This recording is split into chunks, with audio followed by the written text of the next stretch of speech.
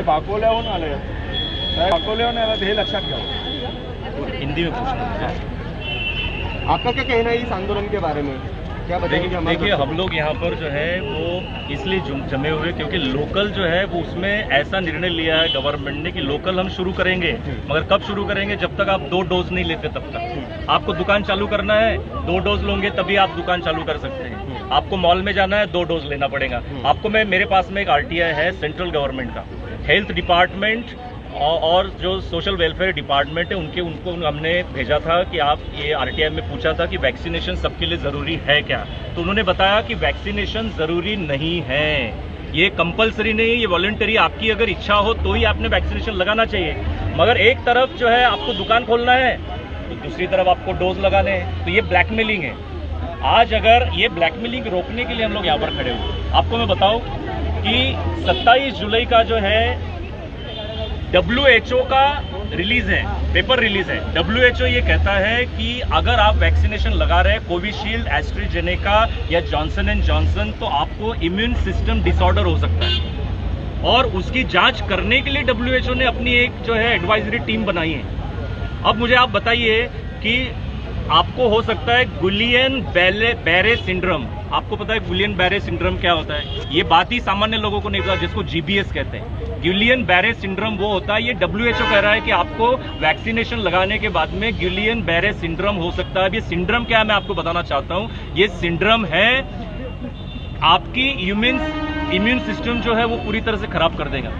वो कहते हैं कि आपको अगर आप अगर ये वैक्सीनेशन लगा रहे हैं कोविशील्ड, तो हो सकता है आपके हाथों में पैरों में झंझनाट हो, वो सुन्न पड़ जाए, आपको पैरालिसिस हो जाए, आपके माइंड में ब्लॉकेज हो जाए, आपके हार्ट में ब्लॉकेज हो जाए और हो सकता है आप पैरालाइज हो जाए। आपका इम्यून सिस्टम पूरा खराब हो सकता है, आपके चेहरे के हाव भाव खराब हो सकते हैं। अब इतना सब जब वो इतनी बड़ी अगर भारत सरकार अगर WHO को मान रही है और WHO अगर ये कहता है कि आपका इम्यून सिस्टम ही खराब हो जाएगा, आपके चेहरे के हाव भाव खत्म, आपका मुंह टेढ़ा हो सकता है, आपकी आंखें भेंगी हो सकती है, आपको पैरालाइज हो सकता है, तो ऐसे समय में हम कोविशील्ड लगाए क्यों? और कोविशील्ड अगर हम लगाते भी है तो कोविशील्ड बनाने वाला जो है वो तो देश छोड़ के भाग गया है। आधार पूनावाला देश छोड़ के भाग गया है। उसने 4,500 करोड़ रुपए की जो है वहां पर लंदन में जो है अपनी फैक्ट्री डाली है कोविशील्ड बनाने की। अब मुझे बताइए कि आप जब वैक्सीन लगाने के लिए जाते हैं तो क्या ये सरकार उसकी जिम्मेदारी लेती है क्या? मैं लगाऊंगा? कोई मुझे पूछ रहा था कि आप कोविशील्ड लगाएंगे क्या, वैक्सीन लगाएंगे? मैं लगाऊंगा जब सरकार जिम्मेदारी लेंगी। जो नर्स मुझे वैक्सीन लगाती है वो नर्स भी जिम्मेदारी नहीं लेती। वो नर्स के ऊपर जो डॉक्टर होता है वो डॉक्टर भी जिम्मेदारी नहीं लेता। वो डॉक्टर के ऊपर जो हॉस्पिटल का मैनेजमेंट होता है वो जिम्मेदारी नहीं लेता उस वैक्सीन की। यहां तक के स्वास्थ्य मंत्री नहीं लेता, प्रधानमंत्री नहीं लेता, इस देश की सरकार नहीं लेती जिम्मेदारी। और जो कोविशील्ड बना रहा है, जो वैक्सीन बना रहा है, वो कंपनी खुद नहीं लेती। तो जो मुझे क्या लगा रहे इसकी जिम्मेदारी लेने के लिए सरकार तैयार नहीं, तो मैं कोविशील्ड लगाऊं क्यों? तो ये जो ब्लैकमेलिंग चल रही है कि आपको कोविशील्ड लगाने के बाद में वैक्सीन लगाने का, और ये तो मैं तो स्वदेशी हूँ, राजीव दीक्षित जी का फॉलोअर हूँ, स्वदेशी की मूवमेंट मैं चलाता हूँ। मैं ये विदेशी वैक्सीन लगाऊं क्यों जिसके अंदर चिंपांजी के कंटेंट है, जानवरों के कंटेंट डाले हुए। कोविशील्ड की मेरे पास में जो है उनकी जो है डिटेल है। कोविशील्ड का हर दवाई के ऊपर एक पर्चा होता है कि पर्चे के अंदर क्या क्या कंटेंट होते हैं। वो कंटेंट अगर आप पढ़ेंगे कोविशील्ड के तो आपको पता चलेगा कि कोविशील्ड जो है वो बनाया हुआ है चिंपांजी के DNA से, चिंपांजी के सेल से। सर आप ये बहुत गंभीर आरोप कर रहे हैं, इसके कोई ठोस मेरे पास में, मैं एक एक शब्द जो बोलूंगा उसके मेरे पास में प्रूफ है। WHO की न्यूज मेरे पास में है, मेरे पास में कोविशील्ड के कंटेंट वाला पूरा PDF है, मैं आपको दे सकता हूँ। मैंने कई सोशल मीडिया पे वो डाला भी है, सब लोगों के पास पहुंच चुके हैं, मगर जन सामान्य को ये पता नहीं कि चिंपांजी के उसके अंदर कंटेंट है। अभी आप बताइए एस्ट्राजेनेका और कोविशील्ड जो है ये लंदन की बनी हुई है, दोनों भाई बहन ही है। अभी जो है देखो दो डोज जो लगाता है वो दो डोज लगाने के बाद में अभी 3 महीने का समय वो मांगते हैं। अब जो है वो साइरस पूनावाला, जो आधार पूनावाला का जो बाप है, मैं साइरस पूनावाला नहीं, मैं उसको वायरस पूनावाला कहता हूं। ये साइरस पूनावाला ने अभी अपनी न्यूज दिया पूना में, उसने कहा कि अब आपको 6 महीने के बाद में बूस्टर डोज लगाना पड़ेगा, क्योंकि आपकी जो ये 2 डोज लगाई हुई जो इम्यून सिस्टम है ये काम नहीं करेंगी, आपकी इम्यून सिस्टम खत्म हो जाएंगी। ये आपकी जो अंदर जो एंटीबॉडी बनती है वो एंटीबॉडी खत्म हो जाएंगी। 6 महीने के बाद आपको बूस्टर डोज लगाने पड़ेंगे। अब हर 6 महीने में अगर हमको बूस्टर डोज लगाने पड़ेंगे तो हमारी नेचुरल इम्यूनिटी गई कहाँ? आप मुझे बताइए कि हर्ड इम्यूनिटी हमारी होती है, एक से दूसरे को अगर कोरोना होता है, हम तो मानते नहीं कि ये कोरोना ये बहुत बड़ा षड्यंत्र है। मगर फिर भी आप इसको कहते टीबी कह सकते हैं, आप टीबी का एक छोटा भाई बहन कह सकते हैं इस कोरोना को। आप इसको जो है लंग्स में जो जमा हो जाता है कब उसको डिसॉल्व करने के लिए उससे खांसी आती है। अब देखो टीबी के जो है ना 3 प्रकार होते हैं, एक होता है XDR extreme drug resistance, TDR total drug resistance, और एक होता है एमडीआर मल्टी ड्रग रेजिस्टेंस। इसमें का इस तीनों प्रकार के इसमें का अगर एक भी व्यक्ति अगर यहाँ पर खांस दिया टीबी का तो सबको टीबी हो जाएगा। अब मुझे बताइए कि टीबी की ज्यादा प्रचार होना चाहिए कि कोरोना का ज्यादा प्रचार होना चाहिए? टीबी का होना चाहिए। मगर ये कोरोना आया कहां से?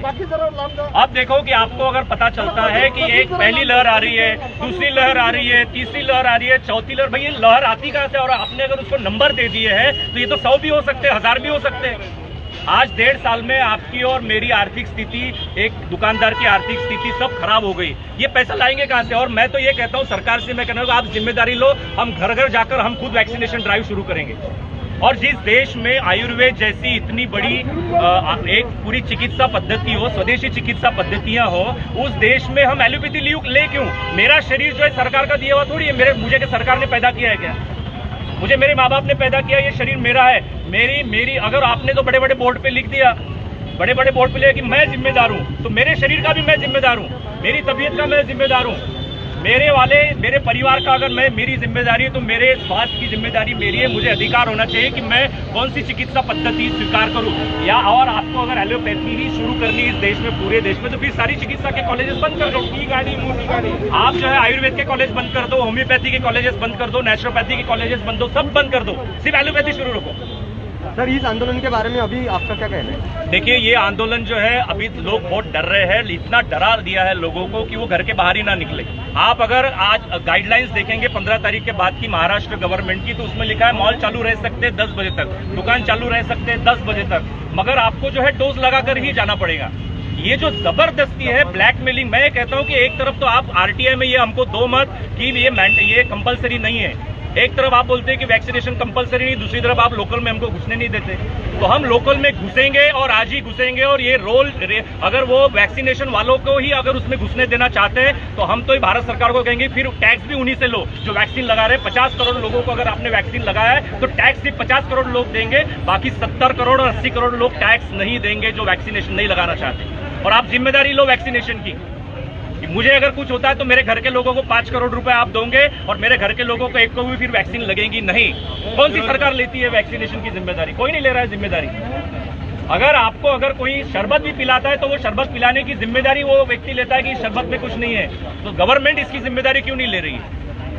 तो इसका मतलब यह है कि इसके अंदर कुछ न कुछ मिलाया है जिसके कारण हमारी तकलीफें बढ़ रही है, लोगों में क्लॉटेज हो रहे हैं माइंड में। आप अगर पनवेल में जाएंगे तो एक तिवारी परिवार है, उनकी बच्ची जो है 18 साल 3 महीने की हुई थी, उसने ये वाला डबल डोज लिया और डबल डोज होने के बाद में जो है उसको जो है ब्लड क्लॉट हो गए माइंड में और आज वो इस दुनिया में नहीं है। इटली में जो है ऑगस्टिन नाम की एक जो महिला थी, वो महिला जो है उसको ब्लड क्लॉट हुए, वो महिला जो है 15 दिन एडमिट रही, 15वें दिन वो मर गई ब्लड क्लॉट से दिमाग में। उसको कुछ नहीं था, मगर उस न्यूज को जो है पूरे इटली में फ्रंट न्यूज करके बताया गया। मगर आज हमारे देश में जो है एक भी ऐसी न्यूज दिखाई नहीं जा रही है, जबकि हमारे देश में गवर्नमेंट ये बताती कि 700 लोग जो है वो वैक्सीनेशन के बाद मरे हुए हैं।